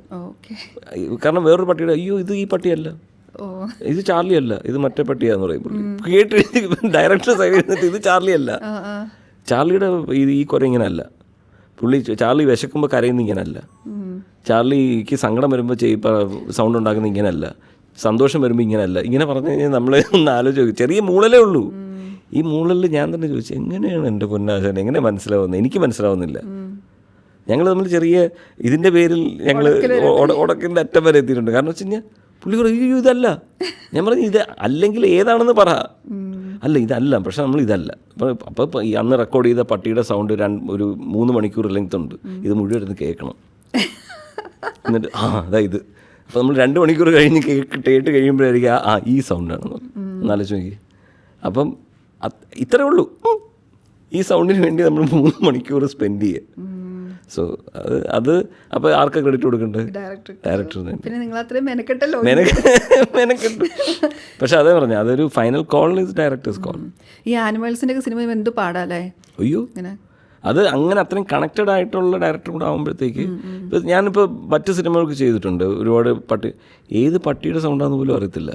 നമ്മൾ ചിലപ്പം ഒരു ബ്രാൻഡ് പോലും നോക്കാതെ ചിലപ്പോൾ പട്ടിയുടെ കുരയ്ക്ക് ഇമ്പാക്റ്റ് ഉണ്ടോ, ഒരു പട്ടി കുരയ്ക്കുന്ന ശബ്ദം ആ കുരയ്ക്ക് ഇമ്പാക്റ്റ് ഉണ്ടോ, പേടി വരുന്നുണ്ടോ, അത് എടുത്തിടും. അത്രേ ഉള്ളൂ. അത് ഏത് ചിലപ്പോൾ അൽസേഷൻ്റെ കുരയായിരിക്കും മറ്റേ വേറൊരു പോമറേനിയൻ ഇടുന്നത്, അത് മാറ്റർ അല്ല. മനസ്സിലായില്ലേ? ഇപ്പം ഗണ്ണ് യൂസ് ചെയ്യുമ്പോഴത്തേക്ക് ഒറിജിനൽ ഗണ്ണിൻ്റെ സൗണ്ട് കേട്ടിട്ടുണ്ടോ? എന്നേ ഉള്ളൂ. പക്ഷെ സിനിമയിൽ കേൾക്കുന്ന ഗൺ സൗണ്ട് എന്നൊക്കെ പറയുന്നത് മറ്റേ സ്റ്റൺ ഗണ്ണും മറ്റേ മിസൈലിൻ്റെ ഒക്കെ ശബ്ദമാണ് നമ്മൾ ചെറിയൊരു ഹാൻഡ് ഗണ്ണ് ഇട്ട് കൊടുക്കുന്നത്. അതാരും പറയാറില്ല, പക്ഷെ അത് അവിടെ വേണം. സിനിമാറ്റിക് ആയിട്ട് നമ്മൾ ചിന്തിക്കുമ്പം അത്തരം ശബ്ദങ്ങൾ അവിടെ ആവശ്യമാണ്. സൗണ്ടിൽ അധികം ലോജിക്ക് നോക്കാൻ പറ്റാത്ത അവസ്ഥയും വരും. ലോജിക്ക് നോക്കും. ഇപ്പം മഞ്ചാടി ഗുരു പോലത്തെ സിനിമയിൽ നമ്മൾ ലോജിക്ക് നോക്കും. പക്ഷേ അതേസമയം കൽക്കി പോലത്തെ സിനിമ, കൽക്കിയല്ല ഈ പറയുന്ന പോലെ KGF പോലത്തെ സിനിമകളൊക്കെ നോക്കുമ്പോഴത്തേക്ക് അതിൽ ലോജിക്ക് നോക്കേണ്ട കാര്യമില്ല. ഇമ്പാക്റ്റ് അത്രേ ഉള്ളൂ, വേറെ ഒന്നും നോക്കേണ്ട കാര്യമില്ല. അതെ. ഇപ്പം സാറിൻ്റെ പേര് നമ്മൾ ഇപ്പോഴും കൂട്ടി വായിക്കുന്നത് ഇപ്പോൾ കാന്താര ചെയ്തത് അല്ലെങ്കിൽ സലാറിനെ കുറിച്ച്, ഇപ്പോൾ കൽക്കിയെ കുറിച്ച് പറയുമ്പോഴൊക്കെയാണ്. ഇത്തരം വലിയ സിനിമകൾ വരുമ്പോഴും ഈ ആദ്യഘട്ടത്തിൽ ഈ ഇന്ന ആളാണ് ചെയ്യേണ്ടതെന്ന് തീരുമാനിച്ച് അങ്ങനെ ഒരു ഇനിഷ്യൽ പ്രോസസ്സിൽ തന്നെ ഇടപെടൽ അങ്ങനെ ഇല്ലേ? അതോ? ഉണ്ട്, ചില സിനിമകൾക്കുണ്ട്. Not for all the movies. ഇപ്പോൾ സലാറൊക്കെ ആണെങ്കിൽ ഷൂട്ടിങ്ങിന് മുമ്പേ പ്രശാന്തുമായിട്ട് സംസാരിച്ചു. പ്രശാന്ത് എൻ്റെ അടുത്ത് സലാറിന് എൻ്റെ അടുത്ത് മിക്സിന് വരുന്നതിന് റീസൺ തന്നെ കാന്താരയാണ്. കാന്താര കണ്ടതിന് ശേഷമാണ് കാന്താര എൻ്റെ ലൈഫ് ചേഞ്ച് ചെയ്തൊരു പടമാണ്. കാന്താരയ്ക്ക് മുമ്പും കാന്താരയ്ക്ക് ശേഷം എന്ന് വേണമെങ്കിൽ പറയാം. ഇപ്പം അർജുൻ റെഡ്ഡി ഞാൻ തെലുങ്ക് ചെയ്തിട്ടുണ്ട്. ഞാൻ വിചാരിച്ചു അർജുൻ റെഡ്ഡി ഇറങ്ങി സൂപ്പർ ഹിറ്റായി, ഇനി തെലുങ്ക് പടത്തിൻ്റെ ചാകരയായിരിക്കും. എവിടെ തെലുങ്ക് പടം അപ്പോഴും ആരും അറിഞ്ഞില്ല. രംഗസ്ഥലം ചെയ്ത് നാഷണൽ അവാർഡ് കിട്ടി. അപ്പോൾ ഞാൻ വിചാരിച്ചു നെക്സ്റ്റ് കംപ്ലീറ്റ് തെലുങ്ക് പടത്തിൻ്റെ അത് അപ്പോഴും വളരെ കുറച്ച് തെലുങ്ക് പടങ്ങൾ വരും. എല്ലാ ഭാഷകളിലും ഇങ്ങനെ ഉണ്ട്. പക്ഷേ I can feel the difference. Kantara ചെയ്ത് കഴിഞ്ഞപ്പോഴത്തേക്ക് എനിക്ക് വരുന്ന വിളി എന്ന് പറയുന്നത് വേറെ ലെവലില്ല. എല്ലാവരുടെയും അപ്പോഴാണ് ഞാൻ ഈ അർജുൻ റെഡ്ഡി ചെയ്തെന്നും രംഗസ്ഥലം ചെയ്തെന്നും ഒക്കെ ഇപ്പോൾ തിരിച്ചറിയാൻ തുടങ്ങിയത്. അതിനുശേഷം കാന്താരയ്ക്ക് ശേഷമാണ് എല്ലാവരും അറിയുന്നതോ ഇങ്ങനെ ഒരാളുണ്ടല്ലേ. അപ്പോൾ എനിക്കപ്പോൾ കൂടുതൽ അത്യാവശ്യം ഫിനാൻഷ്യലി ഓൾസോ ബെറ്റർ ഇതാണ്. എല്ലാത്തിനും ഗുണങ്ങൾ കിട്ടിയത് കാന്താര തന്നെയാണ്, നോ ഡൗട്ട്. ഇപ്പോൾ കാന്താര 2 നമ്മൾ എത്താൻ പോവുകയാണ്. അതിൻ്റെ പണികൾ ബാക്കി നടന്നുകൊണ്ടിരിപ്പുണ്ട്. അത് ഭയങ്കര എക്സ്പെക്ടേഷൻ ഉള്ള ഒരു പടമാണ്. അത് തീരുമാനമായോ എന്നത്തേക്ക് സ്റ്റാർട്ട് ചെയ്യാൻ? അല്ല, ഷൂട്ടിംഗ് നടക്കുന്നുണ്ട്, ഒന്നും ആയിട്ടില്ല. ഈ വലിയ സിനിമകൾ എപ്പോഴും ഭയങ്കര ടഫാണ്. കാരണം ഇത്രയും ബിഗ് ബഡ്ജറ്റ് ഇപ്പോൾ കൽക്കി വർക്ക് ചെയ്യുമ്പോൾ പോലും എൻ്റെ ഏകദേശം 20-25 ദിവസം ഞാൻ അതിനുവേണ്ടി ഇൻവെസ്റ്റ് ചെയ്യേണ്ടി വന്നു. അപ്പോൾ കഷ്ടപ്പെടുന്ന മുഴുവൻ ആ സിനിമയ്ക്ക് ചെയ്യാൻ 25 ദിവസം. കാരണം ഞാൻ ലാസ്റ്റിൽ ഞാൻ എല്ലാ പണിയും കഴിഞ്ഞിട്ട് അവസാനം അവർ തീരുമാനിച്ചു രാജകൃഷ്ണനാണ് മിക്സ് ചെയ്യുന്നത്. അതൊരു ചാലഞ്ച് ഉണ്ടായിരുന്നു, പ്രത്യേകിച്ച് മറ്റേ പഴയ മഹാഭാരത കാലങ്ങൾ അല്ലേ? ഭയങ്കരല്ലേ, ഭയങ്കര വിഷനുള്ള ഡയറക്ടറാണ്. അതിലിപ്പോൾ നിങ്ങളുടെ ഒരു റിസർച്ച് എങ്ങനെയാണ് വരിക? അതിൻ്റെ അകത്ത് റിസർച്ച് ഞാൻ പറഞ്ഞില്ല. അതിൻ്റെ അകത്ത് ഡിസൈനർ ഞാനല്ല, സൗണ്ട് മിക്സറാണ് ഞാൻ എല്ലാ പടത്തിലും പല റോളുകൾ ചെയ്യാറുണ്ട്. ഇപ്പോൾ സൗണ്ട് ഡിസൈനിങ്ങും മിക്സിങ്ങും കൂടെ ചെയ്യുന്ന പടങ്ങളുണ്ട്. സൗണ്ട് ഡിസൈനർ മാത്രം വർക്ക് ചെയ്ത പടങ്ങൾ കുറച്ചേ ഉള്ളൂ. ഞാൻ സൗണ്ട് ഡിസൈൻ ചെയ്യണം, ഞാൻ തന്നെ മിക്സ് ചെയ്യും. അങ്ങനെയാണ്. ഇതിനകത്ത് മിക്സിംഗ് ആണ് ഞാൻ. അപ്പം സൗണ്ട് ഡിസൈൻ പണികൾ പാരലി നടക്കുന്നു. ഒരു 10-15 പേരുടെ ടീമായിരുന്നു സൗണ്ട് ഡിസൈൻ. പിന്നെ രഘു എന്ന് പറഞ്ഞ ആളാണ് മെയിൻ ലീഡ് ചെയ്തത്. അവരെല്ലാ പണിയും കഴിഞ്ഞതിന് ശേഷമാണ് എല്ലാവരും കൂടെ ഡിസൈഡ് ചെയ്യുന്നു. അന്ന് സംഭവിച്ചു കഴിഞ്ഞാൽ ഒരു 200 പേരും കൊട്ടേഷൻ വാങ്ങിച്ചിട്ടുണ്ട്. 200 പേരുടെ നിന്ന് അവർ കൊട്ടേഷൻ വാങ്ങിച്ചിട്ടുണ്ട്, എൻ്റെ അടുത്തുനിന്ന് മേടിച്ചിട്ടുണ്ട്. ഫൈനലി എല്ലാവരും നല്ല വലിയ ചാർജസ് തന്നെ. ഞാനും അത്യാവശ്യം എനിക്ക് ഒന്ന് ഏറ്റവും കൂടുതൽ ശമ്പളം വാങ്ങിച്ച സിനിമ അത് തന്നെയാണ്. അപ്പോൾ അതിലോട്ട് നമ്മളിലോട്ട് എത്തുന്നത് നമ്മുടെ വർക്കാണ്. ഞാൻ നേരത്തെ പറഞ്ഞില്ലേ, നമ്മൾ എന്ത് ചെയ്തു, ഈവൻ ഇത് ഹാൻഡിൽ ചെയ്യാൻ പറ്റുമോ, എല്ലാം നോക്കിയതിന് ശേഷമാണ് അവരൊക്കെ ഡിസൈഡിങ് ഓൺ മീ. കാരണം 700 കോടി പടം, എവിടെയെങ്കിലും തെറ്റിപ്പോയി കഴിഞ്ഞാൽ ലാസ്റ്റ് മൂമെൻറ്റിൽ ഒന്നും ചെയ്യാൻ പറ്റത്തില്ല. So finally it came to me. അതങ്ങനെ തന്നെയാണ് ഓരോ സിനിമകളും വരുന്നത്. ഇപ്പോൾ കാന്താര 2 ഓൾറെഡി ഡിസൈഡഡ് ആണ്. ഇപ്പോൾ ചില പ്രൊഡക്ഷൻസൊക്കെ എൻ്റെ അടുത്തുള്ള വിശ്വാസമുണ്ട്. ഇപ്പോൾ ഹൊമ്പാല പോലത്തെ പടങ്ങൾ, ഹൊമ്പാല ഇനിയിപ്പോൾ ഒരു ചെറിയ പടം ചെയ്താൽ പോലും അത് ഞാനായിരിക്കും ചെയ്യും. കാരണം അവർക്ക് once it is given to me, അവർക്കത് സിറ്റ് ബാക്ക് ആൻഡ് റിലാക്സ് എന്ന് പറയുന്ന ഒരു സോണിലേക്ക് അവർക്ക് എത്താൻ പറ്റും എന്നുള്ളതുകൊണ്ടാണ് എൻ്റെ അടുത്ത് വരുന്നത്. നോട്ട് ഓൺലി എൻ്റെ വർക്കിൻ്റെ കഴിവുണ്ട്, അതൊരു സൈഡിൽ വെച്ച് കഴിയുമ്പോൾ നമ്മളത് എങ്ങനെ മാനേജ് ചെയ്ത് കൊണ്ടുപോകുന്നു എന്നുള്ളൊരു വലിയൊരു മാറ്ററാണ്. യെസ്. ഈ സൗണ്ടിന് വലിയ ഇത്രയും വലിയ കഥകളൊക്കെ ഉണ്ടെന്നേ ഇങ്ങനെ കേൾക്കുമ്പോഴാണ് നമുക്ക് മനസ്സിലാവുക. ഇപ്പോൾ അത് പറയുമ്പോൾ തന്നെ ഈ അനന്തഭദ്രത്തിൽ സാറും രാധാകൃഷ്ണൻ സാറും കൂടെ അച്ഛനും മകനുമാണല്ലോ ബാക്ക്ഗ്രൗണ്ട് മ്യൂസിക്കും ഇത് ചെയ്തത്. അപ്പോൾ മ്യൂസിക് ഇത് ചെയ്തത് ആ ഒരു അനുഭവം എങ്ങനെയായിരുന്നു? നിങ്ങൾ തമ്മിൽ ഈ തർക്കം ബഹളങ്ങളൊക്കെ ഉണ്ടായിരുന്നോ? അച്ഛൻ എപ്പോഴും എന്നെ അപ്രീഷിയേറ്റ് ചെയ്യുന്നതിനേക്കാളും എന്നെ മുമ്പിലും അപ്രീഷിയേറ്റ് ചെയ്യില്ല. ഓക്കെ. എപ്പോഴും എന്നെ വഴക്ക് പറയും. നേരിൽ നിനക്ക് അങ്ങനെ ചെയ്ത് ഇങ്ങനെ ചെയ്തെന്ന് ചോദിച്ചാലും മാറി നിന്നിട്ട് അവൻ നന്നായിട്ട് ചെയ്തിട്ടുണ്ട് കേട്ടോ എന്ന് പറയുന്ന ഒരാളാണ് എൻ്റെ അച്ഛൻ. അപ്പോൾ എനിക്കറിയാം ഒരു പരിധി. അപ്പോൾ കുറ്റം പറയുമ്പോൾ പോലും ഞാനത് ഓക്കെ ആ രീതിയിൽ ഞാൻ കേൾക്കാറുള്ളൂ. പക്ഷേ അച്ഛൻ്റെ ശരിക്കും ലാസ്റ്റ് പടമാണ് അനന്തഭദ്രം. അതിനുശേഷം പടങ്ങൾ ഇറങ്ങിയിട്ടുണ്ടെങ്കിലും ചെയ്തത് ഏറ്റവും അവസാനം ചെയ്തത് അത് തന്നെയാണ്. അപ്പം അതിനും ഈ കമ്പോസിങ് സമയത്തൊക്കെ ഞാനുണ്ടായിരുന്നു. ട്രിവാൻഡ്രം ക്ലബ്ബിൽ വെച്ചിട്ടാണ് എൻ്റെ കമ്പോസിങ് നടന്നത്. സോ അതൊരു രസമുള്ള റൈഡായിരുന്നു. ഞാനത് ആദ്യം ഞാൻ ചെയ്യുന്നു പോലും അറിയത്തില്ല. ഞാൻ എൻ്റെ 2ാമത്തെ പടം അത്. അപരിചിതം കഴിഞ്ഞിട്ട് വരുന്ന സിനിമയാണത്. 2ാമത്തെ 3ാമത്തെ സിനിമയാണ്. അപ്പോൾ അതുകൊണ്ട് എൻ്റെ അടുത്തൊരു വരൂ, ഇത്രയും വലിയ പടമല്ലേ. പക്ഷെ അത് സ്ട്രോങ് ആയിട്ട് സന്തോഷമായിട്ടും പറഞ്ഞ് അവൻ ചെയ്താൽ മതി. പക്ഷെ അത് ചെയ്തു. എനിക്ക് തോന്നുന്നു എൻ്റെ ലൈഫിലെ ഏറ്റവും വലിയ ടേണിംഗ് പോയിൻ്റാണ് ആ സിനിമ. ലൈക്ക് അത് എന്തൊക്കെയോ എനിക്ക് ചെയ്യാൻ പറ്റി എന്ന് എനിക്ക് തന്നെ തോന്നിയൊരു സിനിമയാണ് അനന്തഭദ്രം. അത്രയും സ്കോപ്പ് അതിൻ്റെ അകത്തുണ്ടായിരുന്നു. അങ്ങനെ ഞങ്ങൾ വലിയ വഴക്കൊന്നും ഉണ്ടായിരുന്നില്ല. പക്ഷേ ഈ ബാക്ക്ഗ്രൗണ്ട് സ്കോറും ഇതിലൊക്കെ നമ്മുടെ ഇൻവോൾവ്മെൻറ്റ് 100% കൊടുക്കാൻ പറ്റി. അന്ന് എനിക്ക് മ്യൂസിക് അതിലോട്ട് കൈവയ്ക്കാൻ എനിക്ക് പേടിയുണ്ടായിരുന്നില്ല. കാരണം എൻ്റെ അച്ഛൻ്റെ സിനിമയാണ്, എനിക്കൊരു ധൈര്യമുണ്ട്. ഇത് ഞാൻ കട്ട് ചെയ്ത് കളയും എന്ന് പറയുന്നത് അച്ഛൻ്റെ അടുത്ത് ഞാൻ പറഞ്ഞോളാം എന്ന് പറയുന്നൊരു സംഭവമൊക്കെ അതിൻ്റെ അകത്തുണ്ടായിരുന്നു. അപ്പോൾ അതിൻ്റെ അകത്ത് കണ്ണൻ ചേട്ടനാണ് ബാക്ക്ഗ്രൗണ്ട് സ്കോർ ഹാൻഡിൽ ചെയ്തുകൊണ്ടിരുന്നത്. അപ്പോൾ എനിക്കത് ഭയങ്കര പവറായിരുന്നു അത് ചെയ്യാനായിട്ട്. അതുകൊണ്ട് അതിൻ്റെ അകത്തുള്ള ഒരുപാട് സീക്വൻസുകൾ എനിക്ക് ഭയങ്കര കണക്റ്റഡ് ആണ്. റീസൺ എന്ന് വെച്ച് കഴിഞ്ഞാൽ എനിക്കിത് കേൾപ്പിക്കേണ്ട, അവരെ ആരെയും പ്രൂവ് ചെയ്യേണ്ട കാര്യം ഉണ്ടായിരുന്നില്ല. ഞാനിത് മ്യൂസിക് കൂടുതൽ വെച്ച് കേൾപ്പിച്ച് അവരെ സന്തോഷിപ്പിക്കേണ്ട കാര്യം എനിക്കില്ല. എനിക്ക് എൻ്റെതായ തീരുമാനങ്ങൾ എടുത്ത് പോകാമായിരുന്നു. അത് ആ പടത്തിൽ ഭയങ്കരമായിട്ട് ഗുണം ചെയ്തിട്ടുണ്ട്. ആ സിനിമ നോക്കുമ്പോൾ തന്നെ ഒരു വിഷ്വൽ ബ്യൂട്ടിയും പിന്നെ അതിൻ്റെ ആ സൗണ്ടുമാണ്. കാവിലേക്കൊക്കെ പോകുമ്പോഴൊക്കെ ഉള്ള പലയിടത്തും ഗുഹയ്ക്കകത്തോട്ട് കയറുമ്പോൾ തന്നെ അറിയാം ഗുഹയാണെന്ന് അറിയാം.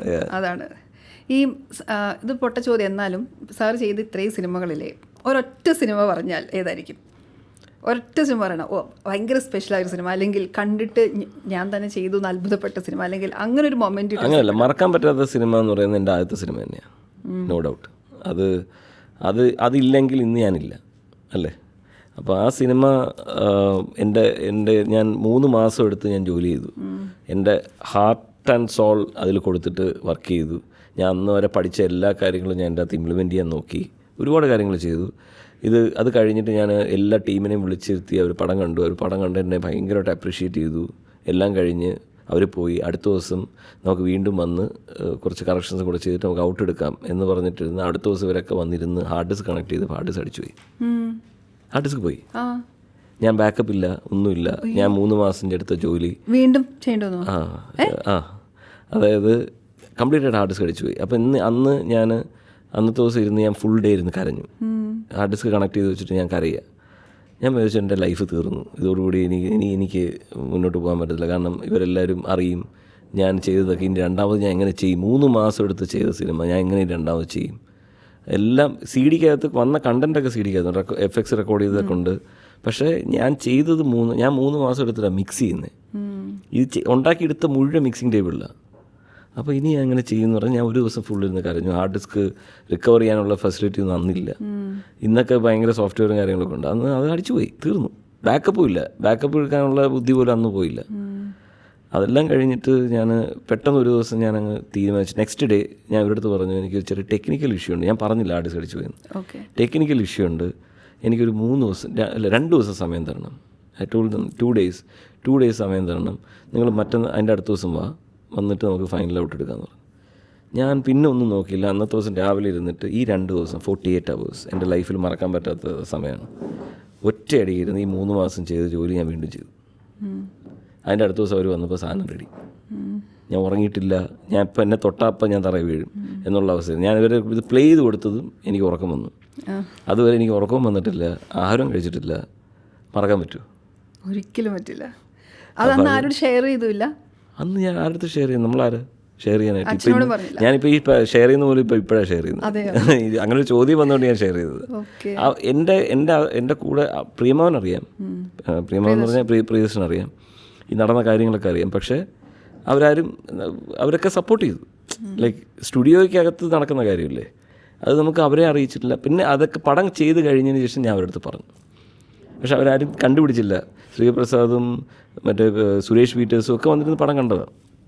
പക്ഷെ അതേപോലെ റീക്രിയേറ്റ് ചെയ്ത് ഞാൻ. കാരണം എൻ്റെ മൈൻഡിൽ എൻ്റെ ശരീരത്തിൽ ഇങ്ങനെ സ്റ്റാമ്പ് ചെയ്ത് കിടന്ന ഒരു സാധനമായിരുന്നു അത്, ഇത് ചെയ്യണം എന്നുള്ളത്. അതുകൊണ്ട് റീക്രിയേറ്റ് ചെയ്തു. അത് വർക്കൗട്ട് ആയി. അത് എനിക്ക് ഉണ്ടായ ഗുണം എന്ന് പറഞ്ഞു കഴിഞ്ഞാൽ അന്നത്തെ കാലത്ത് മോണോയും DTSും കൂടെ ഇറങ്ങുന്ന സമയമാണ്. അപ്പോൾ ഈ പടം ഇറങ്ങിയത് 2ലും ഇറങ്ങിയിട്ടുണ്ട്. ചില തിയേറ്റേഴ്സ് DTSും ചില തിയേറ്റേഴ്സ് മോണോ ട്രാക്കുമാണ്. മോണോ ഓടിയ തിയേറ്റേഴ്സ് എല്ലാം പടം കളക്ഷൻ കുറയുകയും DTS ഓടിയ പടം തിയേറ്ററിൽ കളക്ഷൻ കൂടുകയും ഹൗസ്ഫുൾ ആവുകയും ചെയ്തു. അപ്പോഴാണ് ഇവർക്ക് ഈ തിയേറ്ററുകാർക്ക് ഒരു റിയലൈസേഷൻ ഉണ്ടായത്, നമ്മളിത് മാറ്റണം, ഫോർമാറ്റ് ചേഞ്ച് ചെയ്യേണ്ട കാലമായി. ഇത് അവർ is one of the reason എല്ലാ തിയേറ്റേഴ്സും ഫോർമാറ്റ് മാറാൻ കാരണമായ സിനിമകളിലൊന്നാണ് അപരിചിതൻ. അപ്പോൾ അതിന് ഞാനുണ്ട് ആ സമയത്ത്. പിന്നെ അപ്പോൾ എനിക്ക് തിരിഞ്ഞു നോക്കേണ്ടി വന്നില്ല. മുന്നോട്ട് പോകുമ്പോഴത്തേക്ക് ഇന്ന പടം എന്ന് പറഞ്ഞിട്ട് അടുത്ത സിനിമ തരാനായിട്ട് ധൈര്യം വന്നു ആൾക്കാർക്ക്. അങ്ങനെ ഒരു പടം കിട്ടി. അത് ഇങ്ങനൊരു അനുഭവം എനിക്കുണ്ടായി. എല്ലാം നിമിത്തം, അത്രേ ഉള്ളൂ. അപ്പോൾ ഇനി എനിക്ക് ഒരു ഹാർഡ് ഡിസ്ക് അടിച്ച് പോകാമെന്ന് പറയുന്നത് എന്നെ ടെൻഷൻ ആക്കില്ല. നമ്മളപ്പം ഡിസിഷൻ എടുക്കും എന്നുള്ള. എനിക്ക് കിട്ടേണ്ട ഏറ്റവും വലിയ അടി ഫസ്റ്റിലേ കിട്ടി. മനസ്സിലായില്ലേ? ആ അടിയോടുകൂടിയാണ് നമ്മൾ പിന്നെ എൻ്റർ ആവുന്നത്. അപ്പോൾ ഇനി എന്തായാലും നമുക്കിനി പരാജയം നമ്മളെ തളർത്തത്തില്ല. പരാജയത്തിൽ കൂടെ നമ്മൾ മുകളിലോട്ട് വരാൻ ശ്രമിക്കത്തേ ഉള്ളൂ. ഇനി ഏത് സിനിമകളാണ് ലിസ്റ്റിലുള്ളത്? ഇഷ്ടംപോലെ ഉണ്ട്. കാന്താര ഉണ്ട്. കാന്താരയാണ് മെയിൻ പ്രോജക്റ്റായിട്ടുള്ളത്. പിന്നെ ഇനിയിപ്പോൾ അത് പ്രിയൻ സാറിൻ്റെ ഇപ്പോൾ ഈ അടുത്ത പടം ഷൂട്ട് തുടങ്ങാൻ പോവുകയാണ്. ഹിന്ദി പടങ്ങൾ 2 ഉണ്ട്. അതേപോലെ തന്നെ തെലുങ്ക് പടത്തിൻ്റെ വർക്ക് നടക്കുന്നുണ്ട്. പൊട്ടൽ എന്ന് പറഞ്ഞൊരു പടം നടക്കുന്നുണ്ട്. കുറേ നടക്കുന്നുണ്ട് കേട്ടോ. പറഞ്ഞു കഴിഞ്ഞാൽ 10-15 പടത്തിൻ്റെ ജോലികൾ ഇപ്പം നമ്മൾ സംസാരിച്ചിരിക്കുന്നതിൻ്റെ പുറകിൽ നടന്നുകൊണ്ടിരിക്കുക. ഇപ്പം ഞാൻ ഇൻ്റർവ്യൂവിന് വരുമ്പോൾ പോലും ഞാൻ നമ്മുടെ വരാഹം എന്ന് പറഞ്ഞ സുരേഷ് ഗോപിയുടെ പടത്തിൻ്റെ മിക്സ് പോയിക്കൊണ്ടിരിക്കുക. അപ്പോൾ അതിൻ്റെ ഇടയിലാണ് നമ്മളിപ്പം ഇരുന്ന് സംസാരിച്ചുകൊണ്ടിരിക്കുന്നത്. ഓക്കെ, 3 സിനിമകളുണ്ടെങ്കിലും ഇപ്പം ഞാൻ ലുക്ക് ഫോർവേഡ് ചെയ്യുന്നത് മണിച്ചിത്രത്താഴിന് വേണ്ടിയാണ്. തീർച്ചയായിട്ടും. അല്ല, അത് ഞാനും. കാരണം ഇപ്പോൾ ദേവദൂതൻ വന്ന് ഇപ്പോൾ ഇത്രയും എല്ലാവരും അക്സെപ്റ്റ് ചെയ്തപ്പോഴത്തേക്ക് എനിക്ക് കൂടുതൽ ഞാനിപ്പോൾ വീണ്ടും അതിലിട്ട് എനിക്ക് എപ്പോഴൊക്കെ സമയം കിട്ടുമോ ഞാൻ അതിലിരുന്ന് വീണ്ടും ഫൈൻ ട്യൂൺ ചെയ്യാനായിട്ട് നോക്കിക്കൊണ്ടിരിക്കുകയാണ്. കാരണം നമുക്ക് കൊടുക്കാൻ പറ്റുന്നതിൻ്റെ 100% കൊടുക്കുക എന്നുള്ളതാണ്. അത് കഴിഞ്ഞ് പിന്നെ ആൾക്കാർ അക്സെപ്റ്റ് ചെയ്യുമോ ഇല്ലയോ അത് സെക്കൻഡറി തിങ് ആണ്. പക്ഷെ നമ്മൾ സാറ്റിസ്ഫൈഡ് ആവുക. ആദ്യം ഞാൻ സാറ്റിസ്ഫൈഡ് ആവുക ഔട്ട് കൊടുക്കുന്നതിന് മുമ്പായിട്ടല്ലേ. അതിന് വേണ്ടിയിട്ടുള്ള ശ്രമത്തിലാണ്. ഓക്കെ, അപ്പോൾ thank you so much sir. Thank you.